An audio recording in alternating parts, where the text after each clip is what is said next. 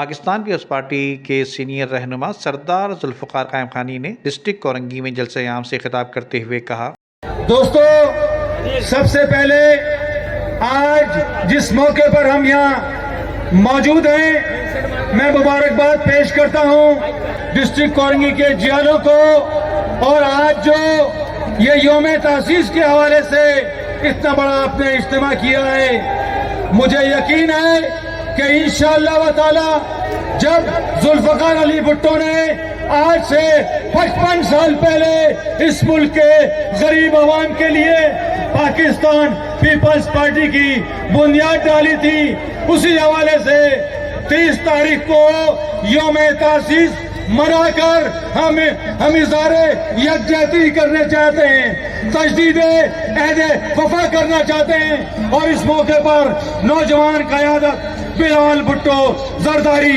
انشاءاللہ تعالی نشتر پارک میں موجود ہوں گے۔ پورا پاکستان کے ساتھ اس کراچی شہر میں، اس کراچی شہر کے بسنے والے پاکستان پیپلز پارٹی کو اپنا نجات دہندہ سمجھتے ہیں۔ شہید ذوالفقار علی بھٹو اور اس کے نواسے کو، محترمہ بے نظیر بھٹو کو، ان کے فلسفے پہ چلتے ہوئے بلال بھٹو زرداری انشاءاللہ اس کراچی شہر میں پاکستان پیپلز پارٹی کا راج ہوگا، اور پاکستان پیپلز پارٹی کی قیادت نے اس کراچی شہر کو آن کیا ہے۔ انشاءاللہ تعالی جیسے کراچی میں ڈیولپمنٹ کے کام ہو رہے ہیں، انشاءاللہ کراچی شہر جی اے بھٹو کے نعروں سے گونجے گا انشاءاللہ۔ میرے قائدین یہاں بیٹھے ہیں، وہ خطاب کریں گے۔